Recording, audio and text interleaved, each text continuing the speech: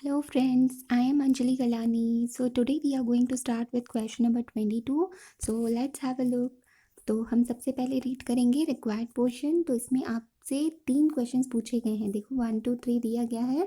तो सबसे पहला क्वेश्चन क्या पूछा है हमसे, present a statement showing profitability for the year 2011।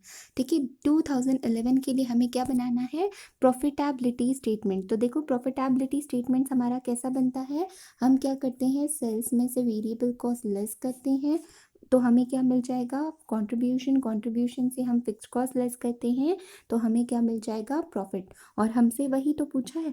ठीक है, और आपको पता है वेरिएबल कॉस्ट में क्या क्या चीज़ें आती हैं। वेरिएबल कॉस्ट में हमारे एक तो प्राइम कॉस्ट से रिलेटेड चीज़ें, that is direct material, direct wages, direct expenses, और साथ ही साथ वेरिएबल कॉस्ट में हमारे वेरिएबल ओवरहेड्स भी आते हैं। ठीक है, तो अगर हमें वेरिएबल ओवरहेड्स दिया होगा डायरेक्टली तो हम बोलेंगे, अदरवाइज हमें वेरिएबल ओवरहेड्स निकालने पड़ेंगे। आई मीन टू से वेरिएबल कॉस्ट निकालनी पड़ेगी।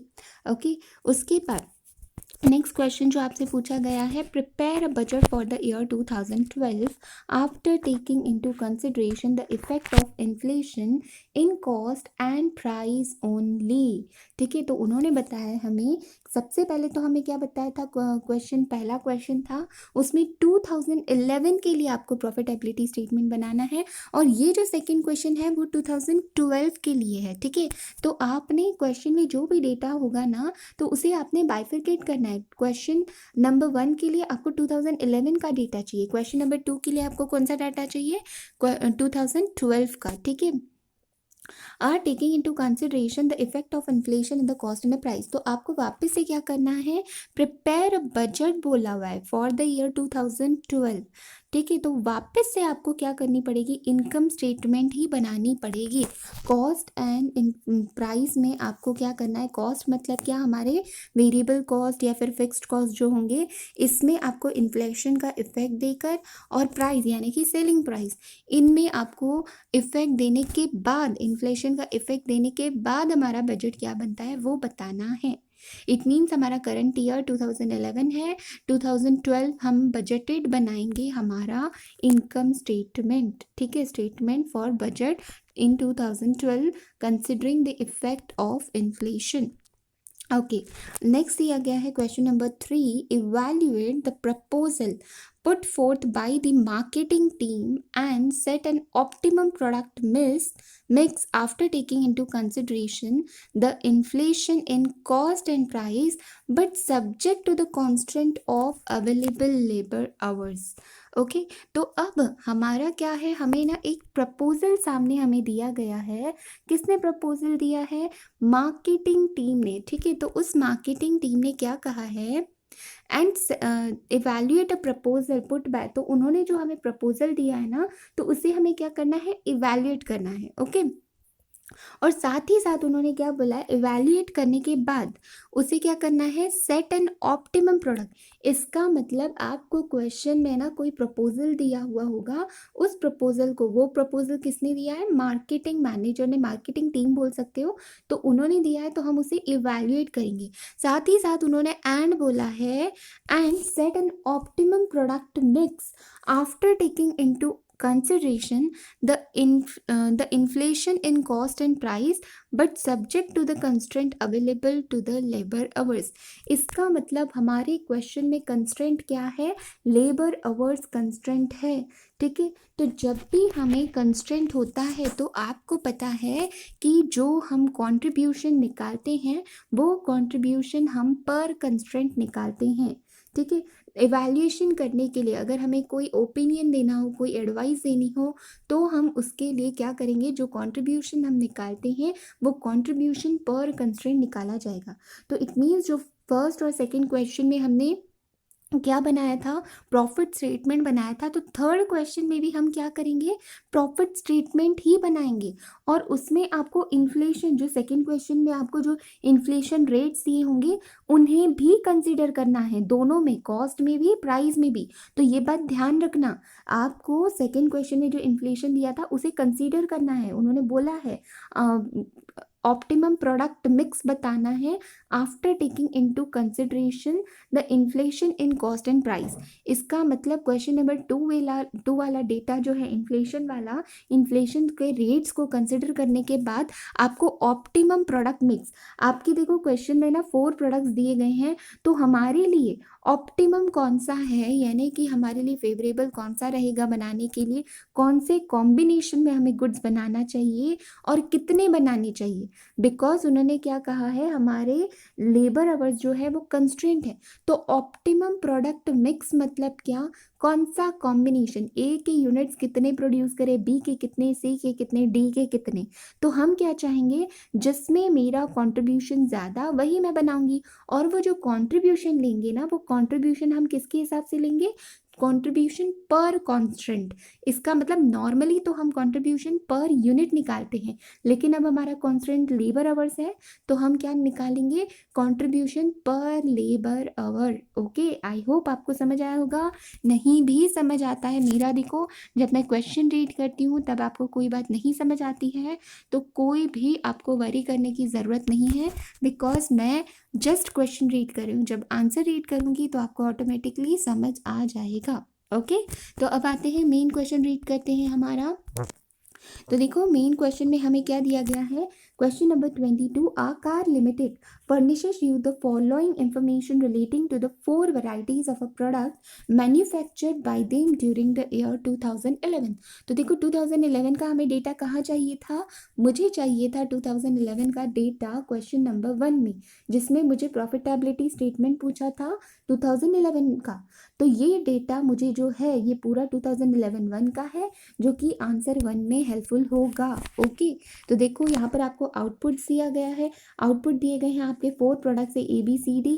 उसके बाद आपको सेलिंग प्राइस, ये क्या है, पर यूनिट। तो देखो ये जो सारी डिटेल्स है ना, तो ये आपको पर यूनिट दी गई है, selling price, direct material, wages, overhead, variable overhead, fixed overhead, तो ये सारी चीज़ें आपको पर यूनिट दी गई है, और यहाँ पर आपको नंबर ऑफ यूनिट्स बताए हैं। तो सिंपली इस क्वेश्चन में, इतना सिंपल क्वेश्चन है कि कोई बच्चा भी होगा ना वो इसे सॉल्व कर देगा। बट इसमें प्रॉब्लम क्या है, ये क्वेश्चन आपको इतनी सारी कैलकुलेशंस करनी पड़ती है, अगर एक भी कैलकुलेशन गलत हो जाती है तो आपका आंसर गलत हो जाएगा। तो याद रखना, आपको कैलकुलेशंस में भी आप क्या होने चाहिए, अच्छे होने चाहिए हो। ठीक है, तो आप अब क्या करोगे, आपकी कैलसी पर 32,000 क्या कर दोगे, फिक्स कर दोगे। उसे फिक्स करने के बाद सिंपली आपने मल्टीप्लाई बाय 300 करना है, फिर 60 करना है, सिर्फ 60 प्रेस करोगे इक्वल टू साइन प्रेस करोगे, 50 प्रेस करोगे इक्वल टू साइन प्रेस करोगे, 100 पर प्रेस करोगे इक्वल टू साइन। उसी तरीके से वेरिएबल कॉस्ट भी, फिर आपका ए हो गया तो बी करोगे, 20,000 को फिक्स कर देंगे कैलसी पर, फिर सिर्फ multiply by 60 equal to 140 equal to, आपको बार बार 20,000 प्रेस करने की ज़रूरत नहीं है। ठीक है, आई होप आपको ये जो ट्रिक्स है वो मालूम होंगी, मालूम होना ही चाहिए, बिकॉज एग्ज़ाम में आपको स्मार्ट वर्क करना है। बैठ कर एक एक बार वापस रिपीट 32,000 इंटू 32,000 इंटू 300, फिर 32,000 इंटू 60, फिर 32,000 इंटू 50, ऐसे नहीं कर सकते हो आप। एक ही बार फिक्स कर देना है, बहुत स्पीड में कैलकुलेशन करना है। ठीक है, आई होप आपको समझ रहा होगा।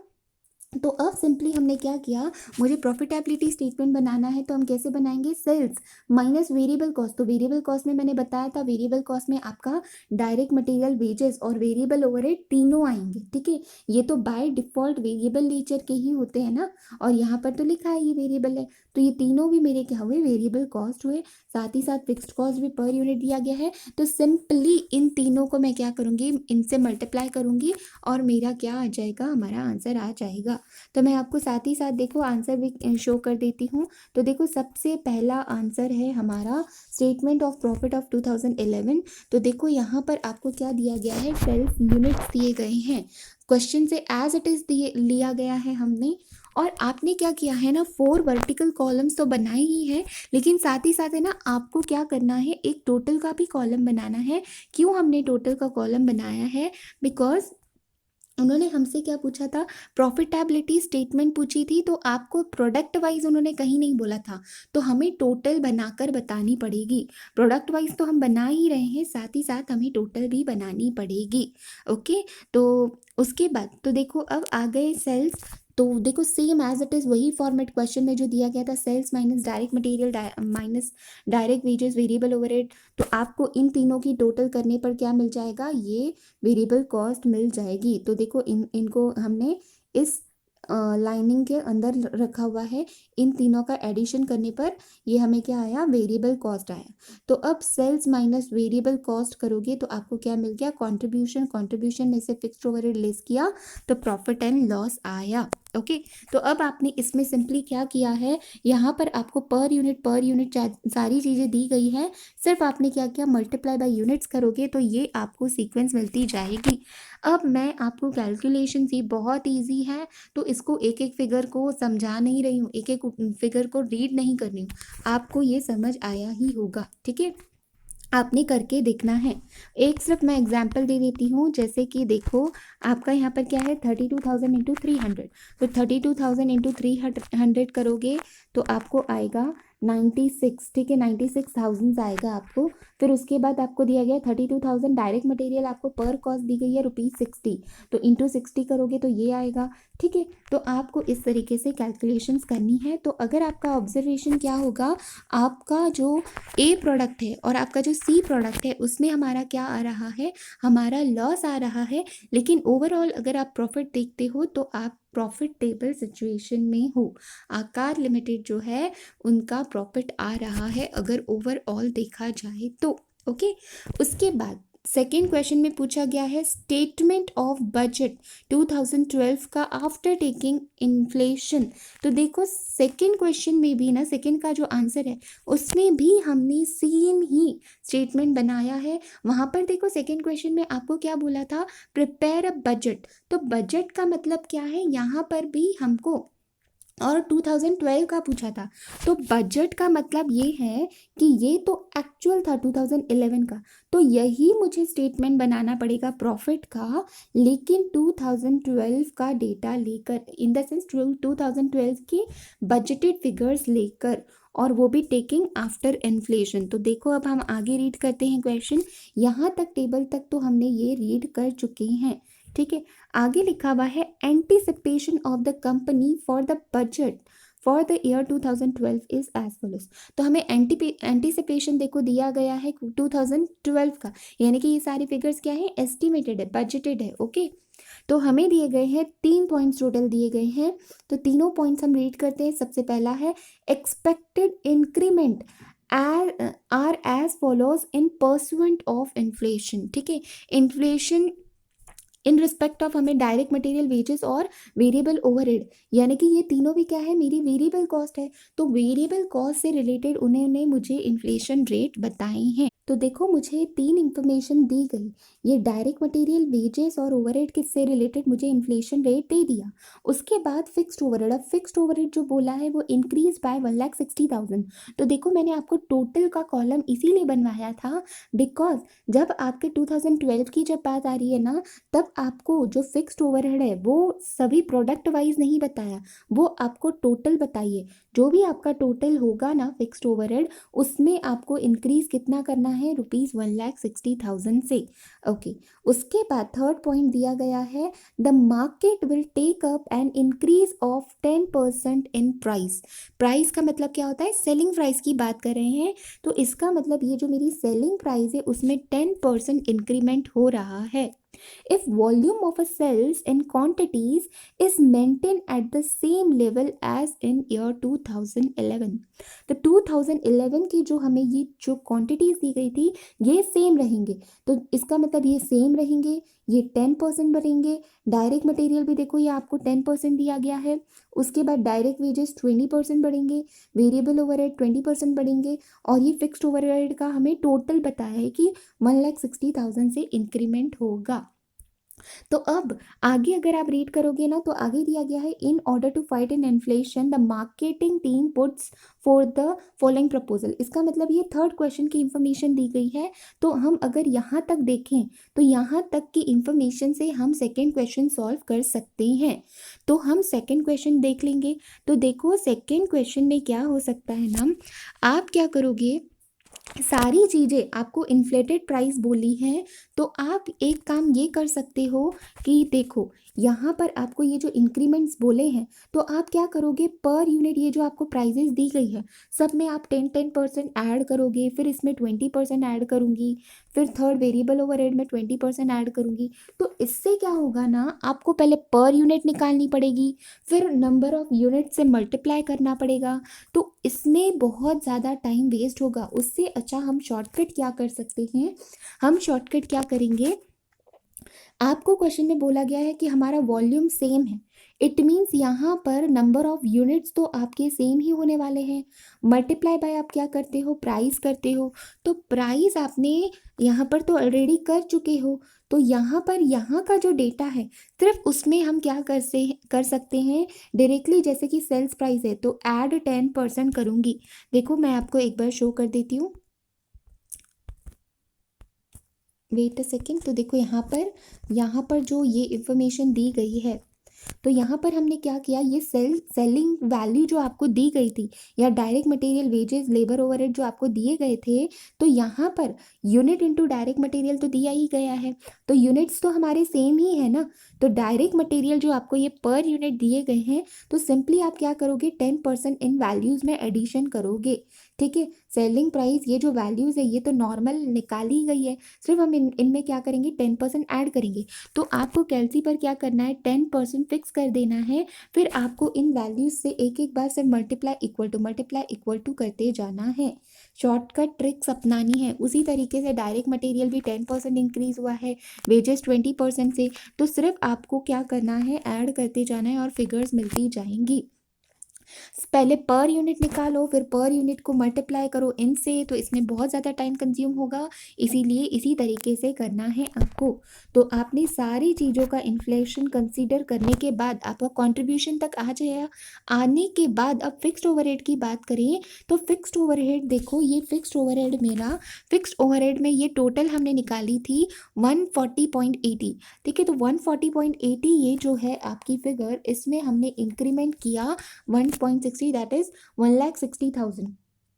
देखो आपको जो भी अमाउंट्स दी गई है ना, वो इन टर्म्स ऑफ थाउजेंड्स दी गई है, आपको यहाँ ब्रैकेट में लिखना है इन टर्म्स ऑफ थाउजेंड्स। ठीक है, तो आपको ये टोटल मिल गई फिक्स्ड ओवरहेड।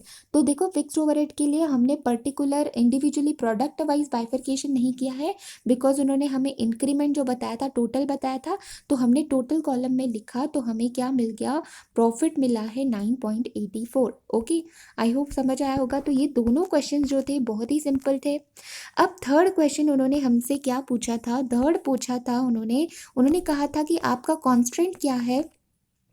एक तो उन्होंने ना मार्केटिंग टीम का हमें क्या बताया था, प्रपोजल बताया था, साथ ही साथ उन्होंने हमें क्या बोला था कि आपका एक कांस्टेंट क्या है, आपका जो लेबर आवर्स है ना वो आपका कांस्टेंट है।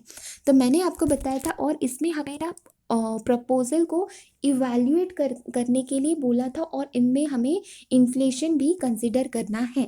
ठीक है, तो हम ये अब क्या करेंगे, क्वेश्चन रीड करेंगे।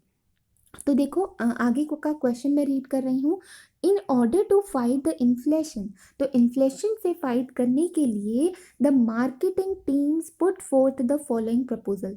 तो मार्केटिंग टीम ने क्या किया है, हमें प्रपोजल दिया है। तो देखो आपको डी ABCD 4 पॉइंट्स दिए गए हैं, उसमें इंडिविजुअली अगर आप पॉइंट वाइज देखो, तो पहला पॉइंट आपका प्रोडक्ट ए की बात करता है, सेकेंड बी की, थर्ड सी की, और फोर्थ है डी की। ठीक है, तो अगर आप चाहो, देखो आप क्वेश्चन को अगर एग्जाम में जब आप रीड कर रहे हो, डायरेक्ट से बहुत सारा डेटा अगर आपने लोड कर दिया, तो आपका ब्रेन ऑफकोर्स ही बात है वो हैंग हो जाएगा, काम नहीं करेगा। तो इसीलिए बहुत लेंदी क्वेश्चंस होते हैं, उन्हें आपने क्या करना है, स्प्लिट करके रीड आउट करना है, स्प्लिट करके आपको उनका क्या करना है, आंसर निकालना है।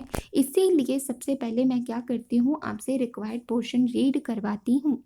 ओके, तो अब देखो हम क्या करेंगे, आप हो सकता है अब आप क्या कर सकते हो, अब हमें जो है ये मार्केटिंग मैनेजर वाला भी आपको तो बनाना तो वही है, इनकम स्टेटमेंट से ही आप इवैल्यूएशन करोगे ना, जहाँ पर हमें प्रॉफिट ज़्यादा वही हम कंसीडर करेंगे। तो आपने करना क्या है, आप देखो फॉर्मेट देखो, सबसे पहले तो आपको फॉर्मेट बनाना है। तो पहले 2 क्वेश्चन तो सॉल्व हो चुके हैं। अब थर्ड देखो, स्टेटमेंट ऑफ प्रॉफिट 2012 का बना रहे हैं, बिकॉज उन्होंने हमें इन्फ्लेशन भी कंसिडर करने के लिए बोला है। लेकिन ये प्रपोजल किसने दिया है, मार्केटिंग मैनेजर ने, तो उनके हिसाब से हमें दूसरे चेंजेस भी करने पड़ेंगे। ओके, तो सबसे पहली बात देखो, वही 4 कॉलम्स बनाए हैं मैंने, वर्टिकल कॉलम्स और साथ ही साथ टोटल। आफ्टर दैट आपको फॉर्मेटिंग वही दिया गया है, सेल्स माइनस कमीशन आपको एक्स्ट्रा दिया होगा क्वेश्चन में, प्रपोजल में। तो आपको नेट सेल्स मिल गया, direct material, wages, overhead, variable cost और कंट्रीब्यूशन माइनस फिक्स्ड ओवरहेड, तो आपको प्रॉफिट मिल गया। ठीक है, अब प्रॉफिट देखकर ही आपको क्या करना है, इवैल्यूएशन करना है।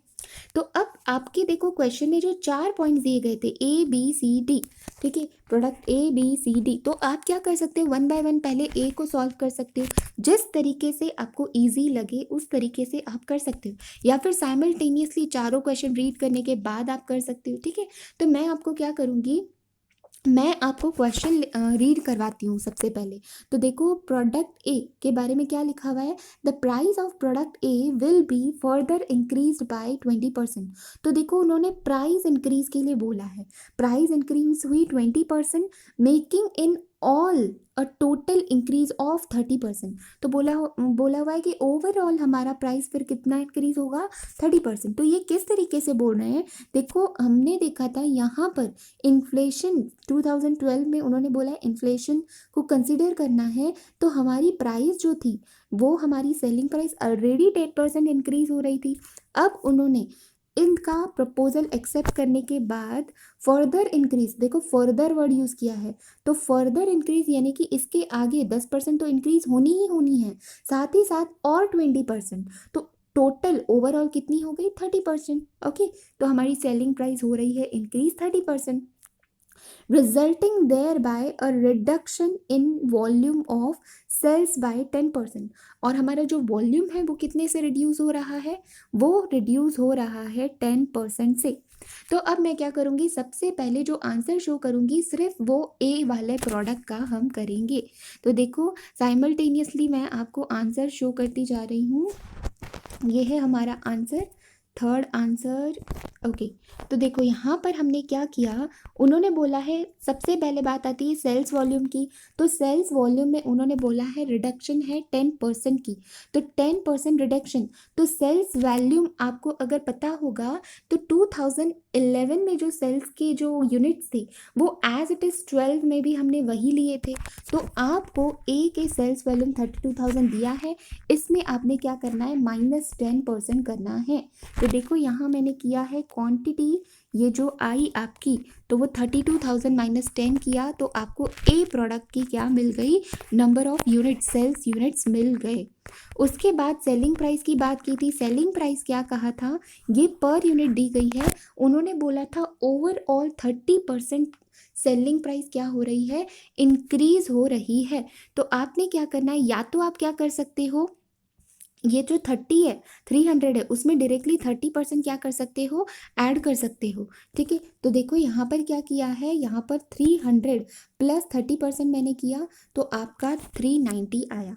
अब आप बोलोगे कि मैम आपने तो कहा था हमें इन्फ्लेशन भी कंसिडर करना है, तो 2012 था उसमें तो इन्फ्लेशन बोला था 10%, तो देखो मैंने तो ऑलरेडी वही इंक्रीज कर ही चुकी हूँ ना, 10% 2012 वाला, और साथ ही साथ मार्केटिंग मैनेजर ने 20% बोला था, तो ओवरऑल इंक्रीमेंट 30% मैंने सेलिंग प्राइस में कंसिडर किया है। तो सेलिंग प्राइस आई मेरी 390, तो सेल्स वैल्यू आप किस तरीके से निकालोगे, 28,800 इंटू 390 करोगे तो 112.32 मुझे मिल जाएगा आंसर। देखो यहाँ पर मैंने नीचे लिखा है 38,800 इंटू 390। ओके, उसके बाद देखो और कहीं पर भी मुझे चेंजेस नहीं बताए थे, और कहीं पर भी चाहे वो डायरेक्ट मटेरियल हो, वेजेस हो, ओवरहेड हो, फिक्स ओवरहेड हो, तो यहाँ पर मुझे कहीं पर भी क्या हो रहा है, चेंजेस नहीं हो रहा है। इसका मतलब मुझे क्या लेना पड़ेगा, एज इट इज़ लेना पड़ेगा। तो अब आप बोलोगे कि 2012 की इन्फ्लेशन मुझे कंसिडर करने थे, तो आप जल्दबाजी में क्या कर सकते हो, आप 2012 आप बोलोगे कि हमने क्वेश्चन नंबर 2 तो सॉल्व किया था, क्वेश्चन नंबर 2 में हम ऑलरेडी ये कैलकुलेट कर चुके हैं, डायरेक्ट वेजेस, लेबर, ओवरहेड। तो आप क्या करोगे, यहाँ से फिगर्स उठाकर डायरेक्टली आंसर 3 में इंसर्ट कर दोगे, जो कि आप सबसे बड़ी मिस्टेक कर रहे हो। बिकॉज मिस्टेक क्या हो रही है, यहाँ पर आपके नंबर ऑफ यूनिट्स कितने थे, 32,000। यहाँ पर आपके नंबर ऑफ यूनिट्स कितने थे, 32,000। लेकिन इस क्वेश्चन आंसर 3 निकालते वक्त आपके नंबर ऑफ यूनिट्स चेंज हो रहे हैं, तो आप यहाँ पर वो फिगर्स नहीं ले सकते। आपको यहाँ पर इसके लिए पर यूनिट जो इन्फ्लेटेड प्राइस है वो निकालनी ही पड़ेगी।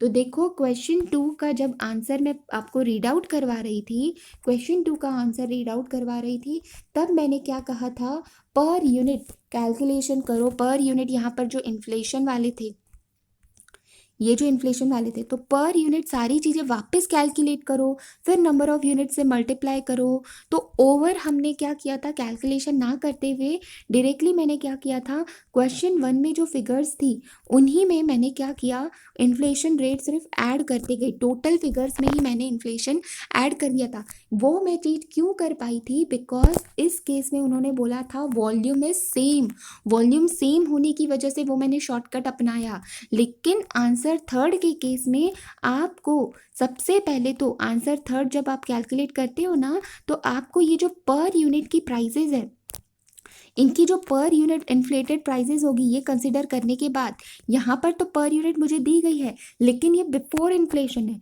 तो इन्फ्लेशन कंसिडर करने के बाद मुझे ये प्राइसेस निकालनी पड़ेंगी। ठीक है, तभी आप सॉल्व कर सकोगे, बिकॉज यहाँ पर हमारे यूनिट्स भी चेंज हो रहे हैं, साथ ही साथ ये प्राइसेस भी चेंज हो रहे हैं।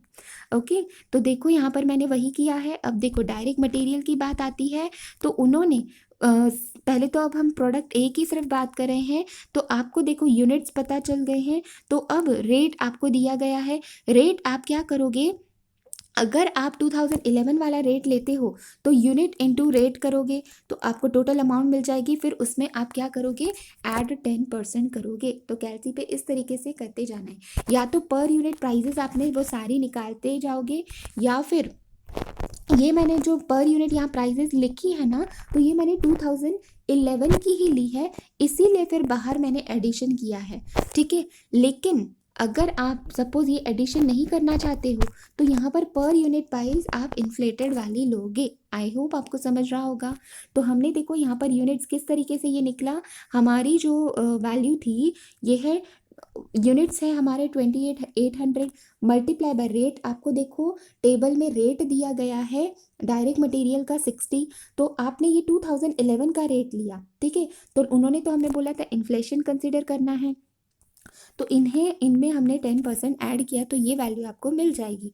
उसी तरीके से direct wages number of units 28,800, उसमें आपको प्राइस जो दी गई है, रेट आपको जो दिया गया है लेबर का, वो दिया गया है ₹50। ₹50 2011 का है, उसमें 20% एडिशन करना है, तो आपने क्या किया, 20% ऐड किया।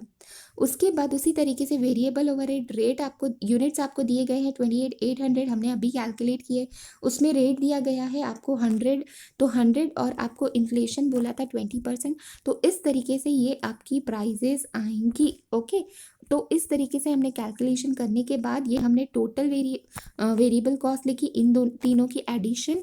तो अब सेल्स में से, ये सेल्स है उसमें से वेरिएबल कॉस्ट लेस की, तो मुझे क्या मिल गया, कंट्रीब्यूशन मिल गया। तो पहला प्रोडक्ट ए की हमने कैलकुलेशन कर चुके। अब बात करते हैं प्रोडक्ट बी की, तो उन्होंने क्या बोला है, substitution on a direct material of product B. तो डायरेक्ट मटेरियल जो है प्रोडक्ट बी में, ये हमारा प्रोडक्ट बी है। इसमें ये जो डायरेक्ट मटेरियल है, इसमें हम क्या कर रहे हैं, सब्स्टिट्यूशन कर रहे हैं, सब्स्टिट्यूट कर रहे हैं बाय अ चीपर मटेरियल। इसके बदले हम ये वाले रॉ मटेरियल के बदले हम चीपर वाला मटेरियल लेके आ रहे हैं। उससे क्या होगा, will bring about a reduction in direct material cost by 30% per unit. देखो, आप चीपर वाला लेके आ रहे हो, सस्ता वाला लेके आ रहे हो, तो उससे आपका क्या होगा, जो डायरेक्ट मटेरियल की आपको कॉस्ट दी गई है वो क्या हो जाएगी, रिड्यूस हो जाएगी। ठीक है, तो देखो, पहले तो आपकी डायरेक्ट मटेरियल कॉस्ट क्या थी 2011 में, 140 थी। लेकिन आपको ये 140 तो लेनी नहीं थी, आपको तो इन्फ्लेशन कंसिडर करना था। तो 140 में आप क्या करोगे, ऐड करोगे 20%। ठीक है, तो 140 में अगर आप 20% ऐड करते हो तो आपकी जो प्राइस आती है वो 154 आती है। तो 154 में आपको क्या करना है, रिड्यूस करना है। 154 मेरी प्राइस आई डायरेक्ट मटेरियल की, ये पर यूनिट की बात कर रही हूँ। ठीक है, बिकॉज ये सारी कॉस्ट जो मुझे दी गई है पर यूनिट दी गई है, तो उसमें से 30 लेस किया तो मुझे क्या मिल जाएगा, 154 माइनस 30 किया तो 124 मिल जाएगा। तो मेरी रिवाइज्ड प्राइस जो है वो क्या हो जाएगी, मटेरियल की जो रिवाइज रेट है वो मेरा वो 124 हो जाएगा। आगे बोला है this will reduce the sales. अब ये तो डायरेक्ट मटेरियल की बात कर ली, उसके बाद अब सेल्स की बात कर रहे हैं, वो भी वॉल्यूम की। ठीक है, सेल्स इन वॉल्यूम रिड्यूस होगा इन यूनिट्स बाय 10%। डायरेक्ट मटेरियल की कॉस्ट क्या हो रही थी, रिडक्शन, वॉल्यूम भी क्या हो रहा है, रिडक्शन। ओके, तो अब आते हैं हमारे सेकेंड वाले आंसर पर। तो देखो यहाँ पर दिया हुआ है आपको, सबसे पहले वॉल्यूम की बात करते हैं। तो वॉल्यूम अगर आप मेन टेबल देखोगे ना, तो वहाँ पर आपको 20,000 वॉल्यूम दिया गया है, उसमें 10% रिडक्शन आपको करना है। ओके, तो ये देखो, ये 20,000 दिया है, उसमें हमने क्या किया, 10% रिड्यूस कर दिया। उसके बाद आता है सेल्स प्राइस। तो सेल्स प्राइस के लिए उन्होंने हमें कुछ भी नहीं दिया, तो सेल्स प्राइस इसका मतलब सिर्फ हम इन्फ्लेटेड वाली जो थी वही लेंगे, उसमें कोई एडजस्टमेंट नहीं करनी। तो आपने क्या किया, ये 18,000 मेरे यूनिट्स है। सेल्स प्राइस किस तरीके से आएगी, सेल्स प्राइस डायरेक्टली 2011 वाले टेबल से नहीं लेना है आपको। आपको इस सेल्स प्राइस में 10% इंक्रीमेंट बोला था ना 2012 में, ये 10% वाला वो कंसिडर करना है। तो 600 प्लस 10% करोगे तो 660। कैलकुलेशंस लिखने की ज़रूरत नहीं है, आप डायरेक्टली भी कर सकते हो, बट देखो यहाँ मैंने सेल्स प्राइस पर यूनिट निकाल के आपको बताई है। 600 प्लस 10% किया तो 660 आई। तो 18,000 मेरे नंबर ऑफ यूनिट्स और सेल प्राइस पर यूनिट 660, इन दोनों को मल्टीप्लाई किया तो टोटल सेल्स वैल्यू मुझे मिल गई। ओके, उसके बाद आते हैं अब ये नेट सेल्स मेरे पास आ गया। उसके बाद डायरेक्ट मटेरियल हम लेस करेंगे। तो डायरेक्ट मटेरियल की देखो मैंने कैलकुलेशन आपको किस तरीके से बताई, उन्होंने बोला था रिड्यूस हुई है 30 पर यूनिट से। तो ओरिजिनल जो मेरी क्वेश्चन में प्राइस दी गई है 2011 की, तो वो तो 40 दी गई है, 140 दी गई है। उसमें 2012 का इन्फ्लेशन रेट 10% ऐड किया तो 154 आ गई। 154 में से 30 रिड्यूस किए, ये जो रिडक्शन है प्रपोजल आने के बाद, तो 30 रिड्यूस किया तो 124 रिवाइज्ड प्राइस आ गई। तो अब आपको ये revised price 124 into number of units 18,000 दिए गए हैं, तो आपको अमाउंट क्या आ जाएगी, 22.32 ओके। उसके बाद डायरेक्ट वेजेस की बात करते हैं। तो डायरेक्ट वेजेस में तो नॉर्मल फिर 18,000 मल्टीप्लाई बाय आपको 2011 का जो रेट दिया होगा उससे करोगे। 2011 का आपको रेट दिया गया है 80, मल्टीप्लाई किया तो आपको ये क्या मिल गया, विदाउट इन्फ्लेशन वाली प्राइस। तो आपने 2012 20% इन्फ्लेशन था वो ऐड करोगे तो ये फिगर आ जाएगी। देखो, एक एक फिगर को एक्सप्लेन करना बहुत बड़ी बात होती है, मैं आपको बहुत डिटेल में एक्सप्लेन कर रही हूँ, तो आपने अच्छे से क्वेश्चन सॉल्व करके भी देखना है। ठीक है, सिर्फ सुनने से कुछ नहीं होने वाला है। उसके बाद वेरिएबल की बात करें तो पर यूनिट्स यानी कि 18,000 यूनिट्स लिए, बिकॉज हम प्रोडक्ट बी की बात कर रहे हैं, तो 18,000 हमने अभी अभी ऊपर यूनिट्स निकाले थे। तो 18,000 यूनिट्स इनटू रेट आपको क्वेश्चन में 160 दिया गया है, 160 किया तो ये तो आपको विदाउट इन्फ्लेशन मिला, लेकिन उन्होंने बोला इन्फ्लेशन भी कंसीडर करना है तो ऐड 20% कर दिया। इससे अगर आपको कोई ईजीएस्ट वे मिलता है कैलकुलेशन का तो वो भी आप कर सकते हो। ठीक है, फिलहाल मेरे दिमाग में जैसे आ रहा है उसी तरीके से मैं कैलकुलेशन आपको बता रही हूँ। कैलकुलेशन करने के भी बहुत तरीके होते हैं, आपको और शॉर्टकट्स पता होंगे तो आपने उसे अपनाना है। ओके, तो इसी तरीके से हमने क्या किया, कंट्रीब्यूशन निकाल दिया।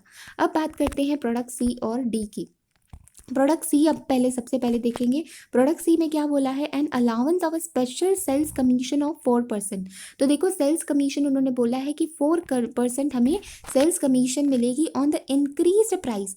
अब ये प्राइस मतलब क्या, सेलिंग प्राइस की बात कर रहे हैं। On all the quantities sold will increase the sales volume by 20%। तो देखो वॉल्यूम भी इंक्रीज हो रहा है, प्राइस भी इंक्रीज हो रही है, और उसमें से फिर हम क्या दे रहे हैं, कमीशन दे रहे हैं। ठीक है, 20% से वॉल्यूम इंक्रीज हो रहा है और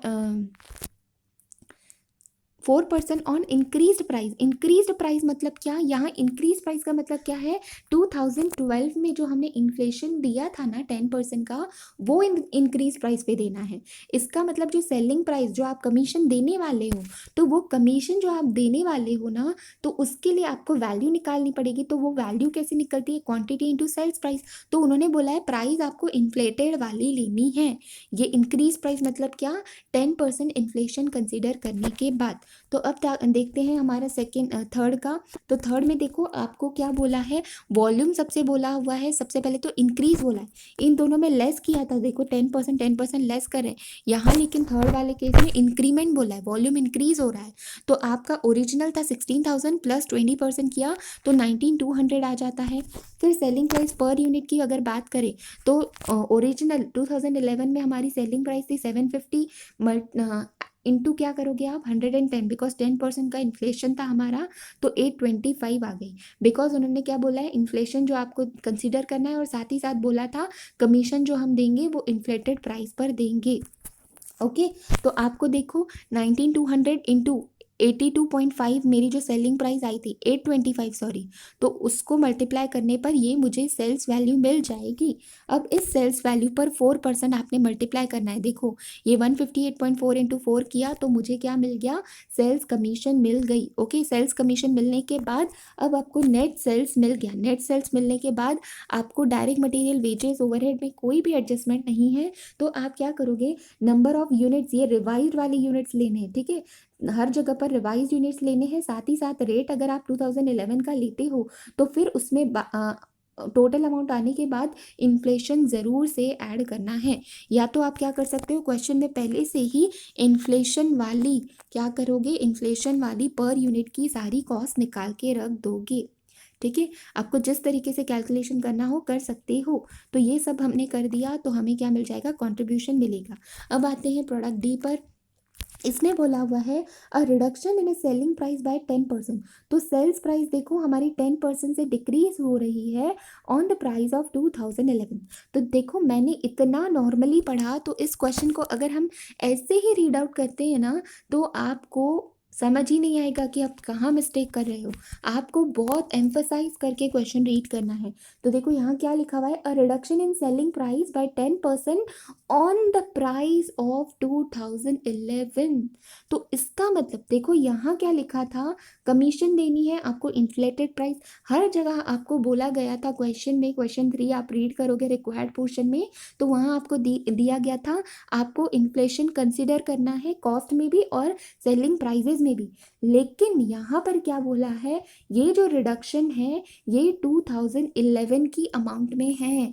इसका मतलब हमें यहाँ पर इन्फ्लेशन नहीं कंसिडर करेंगे सेल्स प्राइस के वक्त। ठीक है, तो और साथ में क्या बोला है, इन्फ्लेशन सिर्फ सेलिंग प्राइस कैलकुलेट करते वक्त नहीं करोगे, बाकी हर जगह आपको करनी ही है। ठीक है, आपको उल्टा नहीं समझ लेना है, हर जगह करेंगे। सिर्फ सेलिंग प्राइस जब आप लोगे ना, तो सेलिंग प्राइस जब आप उसमें रिडक्शन करोगे तो वो ओरिजिनल 2011 वाली प्राइस में करोगे, with yield and increase in sales volume by 30%। और सेल्स वॉल्यूम क्या हो रहा है आपका, 30% इंक्रीज हो रहा है।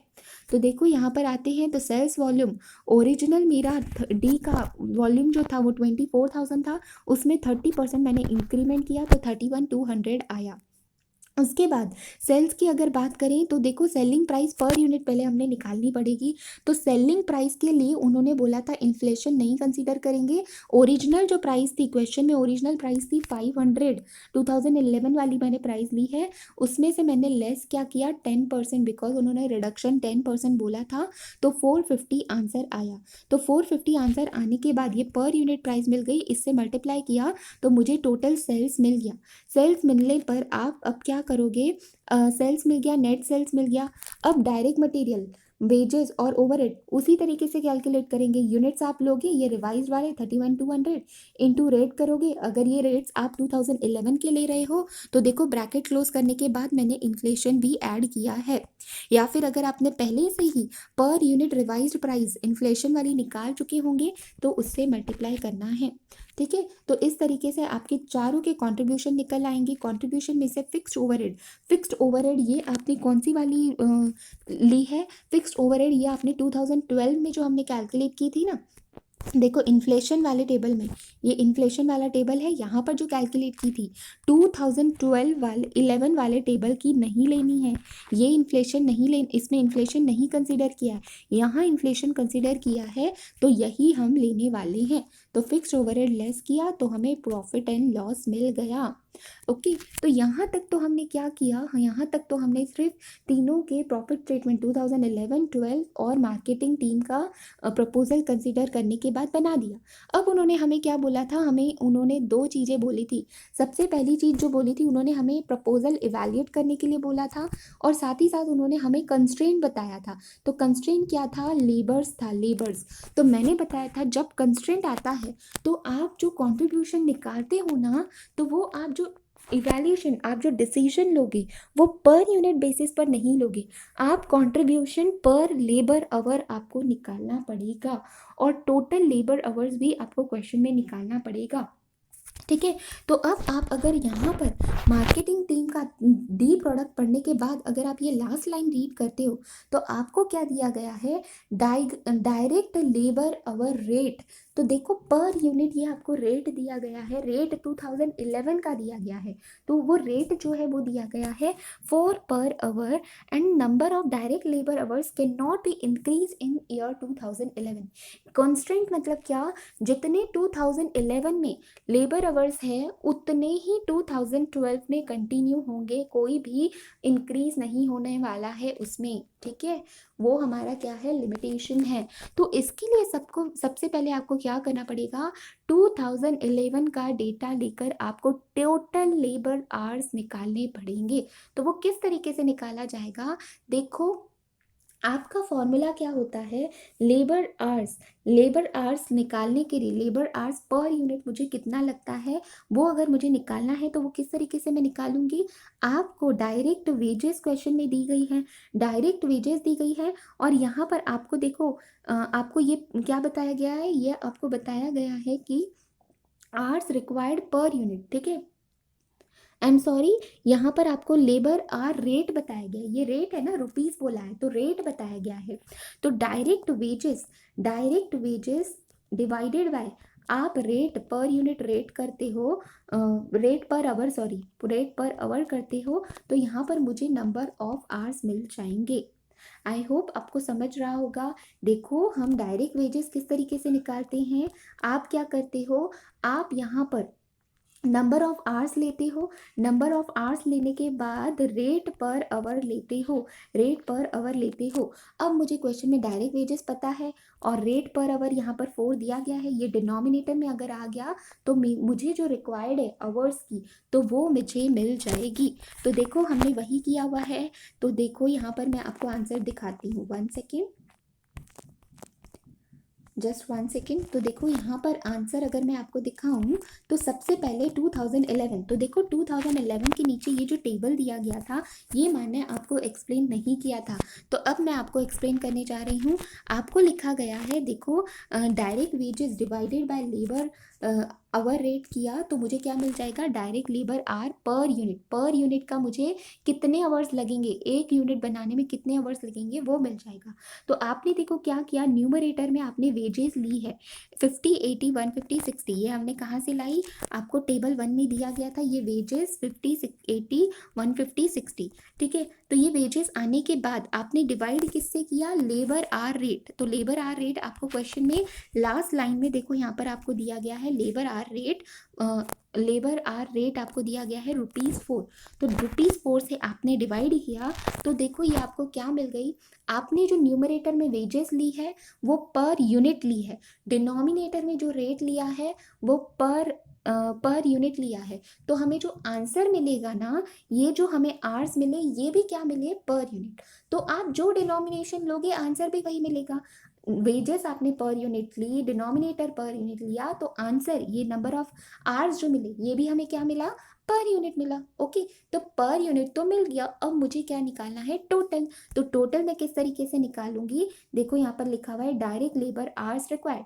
तो आपको क्वेश्चन में नंबर ऑफ यूनिट्स यहाँ पर दिए गए हैं, ये जो नंबर ऑफ यूनिट्स है इनको आपने इस number of labour hours per unit से मल्टीप्लाई करोगे तो आपको टोटल आवर्स मिल जाएंगे।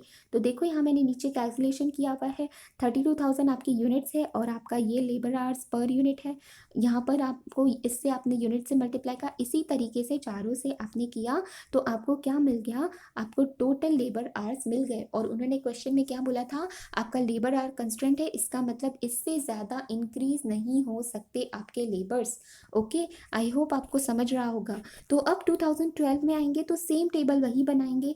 तो यहाँ पर क्या होने वाला है, 2012 में अगर आपको याद होगा तो उन्होंने बोला कि वॉल्यूम हमारा चेंज नहीं होने वाला है, ठीक है, वॉल्यूम चेंज नहीं होगा। और साथ ही साथ आपका जो आपका वॉल्यूम सेम ना होने की वजह से आपका क्या होगा, वॉल्यूम नहीं चेंज हो रहा है तो आपका डायरेक्ट लेबर आवर्स जो है वो एज इट इज़ सेम ही रहने वाले हैं, ठीक है। तो देखो यहाँ पर आपकी टोटल एज इट इज़ वही कॉलम वाली हमने ली है, साथ ही साथ ये जो कॉलम्स की फिगर्स है वो भी एज इट इज़ मैंने कहाँ से ली है, यहाँ से ली हुई है, ठीक है, ये यहाँ से मैंने ली हुई है। ये क्यों मैं बोल रही हूँ सेम एज इट इज़ क्यों आएंगी, बिकॉज देखो आपको पता है ये हमने डायरेक्ट लेबर आवर्स निकाले थे, पर यूनिट आवर्स तो सेम ही लगने वाले हैं ना, तो आवर्स इनटू यूनिट्स, और यूनिट्स क्वेश्चन 2 में भी सेम ही है, और लेबर आवर भी मुझे सेम ही लगने वाले हैं। तो मैंने क्या किया, यूनिट इंटू लेबर आवर्स करोगे तो मुझे क्या मिल गए, टोटल लेबर आवर्स वो सेम ही रहने वाले हैं 2012 में भी। तो अब मैंने क्या किया, मेरा कंस्ट्रेंट होने की वजह से मैंने क्या किया, जो मैं कंट्रीब्यूशन है वो मुझे इवैल्यूएशन करना है, तो मैं पर यूनिट नहीं लूँगी, पर आवर निकालना पड़ेगा। तो आपने क्वेश्चन में जो कंट्रीब्यूशन निकाला हुआ है, ये देखो ये 26.88, ये जो आपने कंट्रीब्यूशन निकाला है आप डिवाइड क्या करोगे, पर आवर, पर आवर से, यानी कि ये नंबर ऑफ पर यूनिट आपको labour hours per unit, labour hours आपको एक यूनिट बनाने के लिए कितना लगता है उससे आप क्या करोगे, डिवाइड करोगे। इट मीन्स 12.5 से डिवाइड करोगे ए प्रोडक्ट के लिए। तो देखो 26.88 divided by, I am sorry, वो तो पर यूनिट था, आप यहाँ पर वेजेस टोटल ले रहे हो न्यूमरेटर में। न्यूमरेटर में देखो आपने ये जो वेजेस ली ना ये टोटल ली, तो डिवाइड करते वक्त भी आप लेबर आवर्स जो लोगे ना टोटल लोगे, ठीक है। ये मैंने गलती से आपको ये पर यूनिट वाले बोला था, न्यूमरेटर अगर टोटल ले रहे हैं तो डिनोमिनेटर भी हम क्या लेंगे, टोटल लेंगे। तो हमें क्या मिल गया, तो देखो डिवाइड बाय 4 लाख किया, ये 4 लाख, तो हमें क्या मिल गया 6.72, ये कंट्रीब्यूशन पर लेबर आवर है। देखो contribution divided by direct labour hours किया तो पर लेबर आवर्स हमें मिल गया। इसी तरीके से आपको हर किसी का न्यूमरेटर में कंट्रीब्यूशन लिया है टोटल, और डिनोमिनेटर में टोटल लेबर आवर्स लिए हैं जो कि हमने यहाँ लिखे हुए हैं, तो आपको कंट्रीब्यूशन पर लेबर आवर्स मिल जाएगा। अगर आप इवैल्यूएट करोगे तो इवैल्यूएशन आपको सेकेंड क्वेश्चन में नहीं बोला था, थर्ड क्वेश्चन में बोला था। तो अब हम थर्ड क्वेश्चन पर आते हैं। तो थर्ड क्वेश्चन में देखो, थर्ड क्वेश्चन में आपने सबसे पहले क्या करना है, units into labour hours required. आपके थर्ड क्वेश्चन में वॉल्यूम चेंज हो रहा था हर जगह, फर्स्ट और सेकेंड क्वेश्चन में क्या था, वॉल्यूम सेम था, तो हमारे टोटल लेबर आवर्स सेम थे, कोई कॉन्स्टेंट नहीं था, ठीक है। तो कोई ज़रूरत नहीं थी यहाँ पर हमें ये कैलकुलेट करने के लिए, लेकिन यहाँ पर कुछ रीज़न की वजह से ये मैंने कैलकुलेशन आपको करवाया है। तो आपने क्या करना है, थर्ड क्वेश्चन में अब आप आओगे तो number of units into labour hour required per unit करोगे तो आपको टोटल लेबर आवर्स रिक्वायर्ड मिल जाएंगे। ये कैसे बता रही हूँ मैं, देखो यहाँ पर आप वेज बजट में क्या करते थे, नंबर ऑफ प्रोडक्शन यूनिट्स आपको पता रहते थे, तो आपको यहाँ सेल्स वॉल्यूम पता है, साथ ही साथ आवर्स रिक्वायर्ड पर यूनिट करोगे तो टोटल लेबर आवर्स पता चल जाएगी। वही चीज़ हम यहाँ कर रहे हैं, आपने क्या किया, यहाँ आपकी यूनिट्स चेंज हो रहे हैं, हर बार आपकी यूनिट्स चारों प्रोडक्ट्स के लिए चेंज हो रहे हैं। तो रिवाइज्ड यूनिट्स हमने यहाँ कैलकुलेट किए थे, इनको आप मल्टीप्लाई करोगे, ये जो आपने लेबर आवर्स निकाले थे ना पर यूनिट जो मुझे लगने वाला है वो तो चेंज नहीं हो रहे हैं, तो इनसे मैंने मल्टीप्लाई किया। तो देखो यहाँ मैंने कैलकुलेशन भी आपको लिख के बताई है। ये रिवाइज्ड यूनिट 28,800 इंटू 12.5, 18,000 इंटू 20। तो इस तरीके से मुझे क्या मिल गया, लेबर आवर्स रिक्वायर्ड। तो ये मेरी टोटल देखो 1,90,000 ये मुझे 1,908,000 मिला है, जो कि मेरे कॉन्स्टेंट कितना था, लिमिटेशन कितनी थी, 1,76,00,000। सिर्फ मेरे पास इतना ही क्या है, इतने ही लेबर आवर्स थे। लेकिन अब मुझे ज़्यादा लग रहे हैं, तो मुझे मेरी एक्टिविटीज़ जो है रिस्ट्रिक्ट करनी पड़ेगी, मुझे ऑप्टिमम कॉम्बिनेशन निकालना पड़ेगा।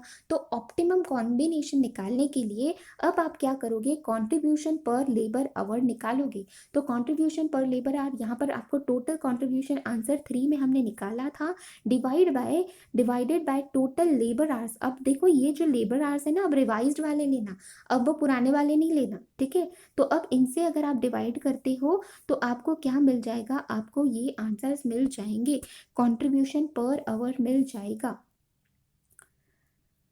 तो कंट्रीब्यूशन पर आवर मुझे मिल गया।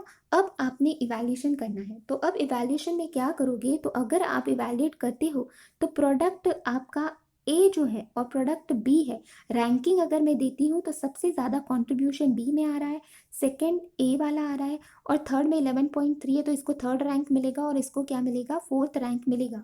तो पहले दो रैंकिंग अगर मैं देखूँ तो ये दो प्रोडक्ट्स की आ रही है, तो ए एंड बी को ये तो मैं सिलेक्ट करूँगी ही करूँगी, ठीक है।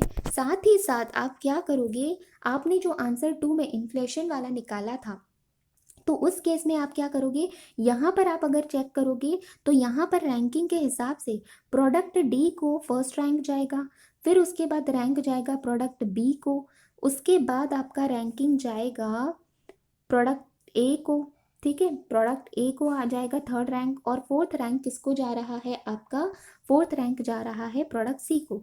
तो देखो अब उन्होंने क्या बोला है, उन्होंने बोला है revised position on the basis of proposal of marketing team and product mix after taking into consideration the inflation effect and prices but subject to the constraint available.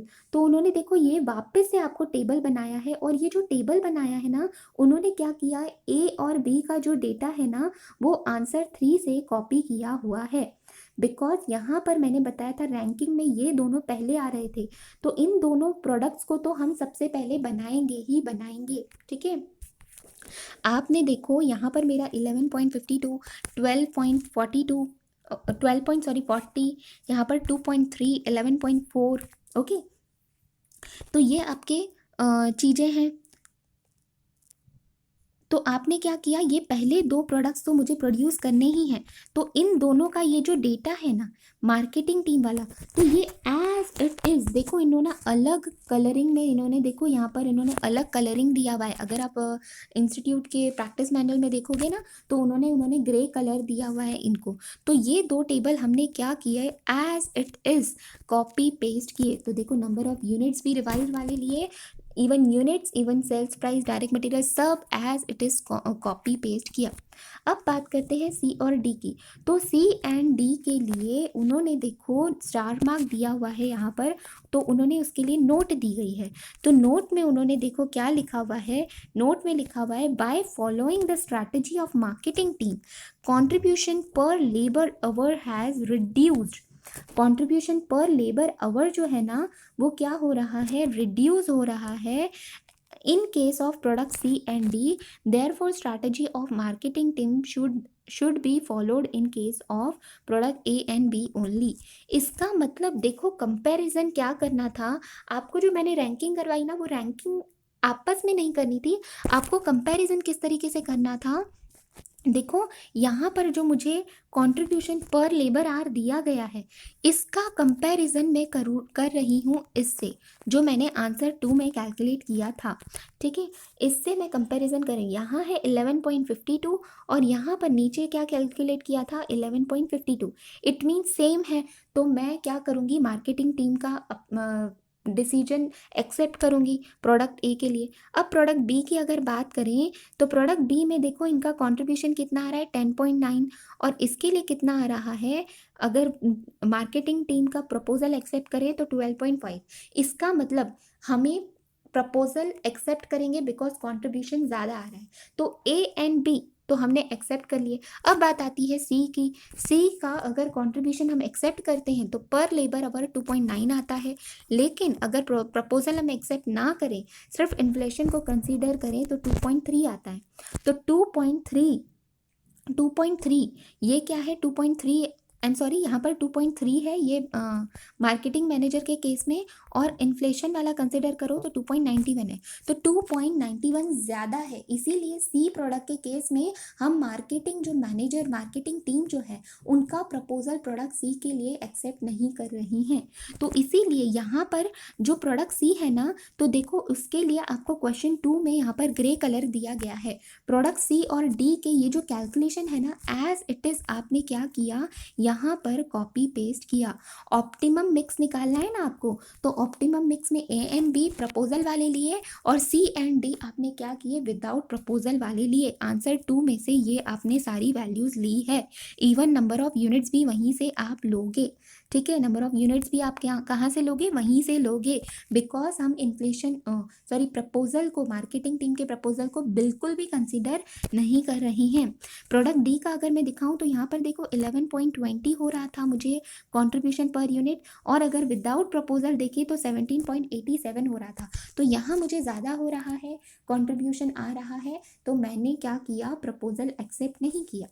Okay, तो आई होप आपको समझ आया होगा। तो देखो मैंने यहाँ वही लिखा हुआ है, contribution per labour hour is more in case of A and B in solution 3 as compare to solution 2। Comparison करना है, इसीलिए मैंने क्या किया था, क्वेश्चन 2 जब कैलकुलेट किया वहीं पर लेबर आवर्स पर यूनिट निकाल दिए थे, लेबर आवर्स पर कंट्रीब्यूशन पर यूनिट निकाल दी, sorry contribution per labour hour निकाल दिया था, ठीक है। वहाँ पर हमारा कंस्ट्रेंट नहीं था, फिर भी मैंने क्यों निकाला था, बिकॉज क्वेश्चन 3 के लिए मुझे कंपैरिजन की ज़रूरत थी, ठीक है। तो ये आपने सारी देखो, पूरा प्रॉफिट निकालने के बाद ये चारों का data as it is copy करने के बाद ए एंड बी का डेटा हमने लिया क्वेश्चन 3 से, एंड सी एंड डी का डेटा लिया क्वेश्चन 2 के आंसर से, ठीक है। तो आपने टोटल प्रॉफिट निकाल दिया। अब आपने करना क्या है, आपने यहाँ पर एक और टेबल बनाना है, बिकॉज हमारा क्या था, लेबर आवर कंस्ट्रेंट था ना, लेबर्स कंस्ट्रेंट था। तो आपने अब ए एंड बी का डेटा लिया क्वेश्चन 3 से, तो लेबर आवर्स रिक्वायर्ड का भी डेटा हमने वहाँ से लिया और सी एंड डी का क्वेश्चन 2 के आंसर से लिया। तो और आपने साथ ही साथ कंट्रीब्यूशन पर आवर भी वहाँ निकाला था, तो वो भी लिखना है आपको साथ साथ। और इनकी अगर आप टोटल करते हो तो देखो आपकी जो लिमिटेशन थी क्वेश्चन में, उसके अंदर ये लिमिट फॉल कर रही है।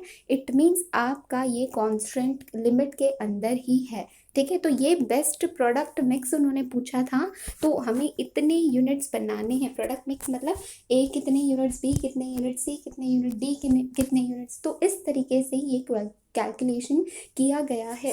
तो ये की फैक्टर का क्वेश्चन था जो कि इम्पॉर्टेंट है, इम्पॉर्टेंट भी है साथ साथ बहुत लेंथी है, बहुत सारे कैलकुलेशंस करने पड़ते हैं। एक भी कैलकुलेशन अगर गलत गया तो आपका पूरा आंसर गलत होते जाएगा, ठीक है। तो आपको आई होप समझ आया होगा, और अगर आपको समझ आता है तो दूसरों को भी ये शेयर करें। ओके, चलिए, ओके, बाय।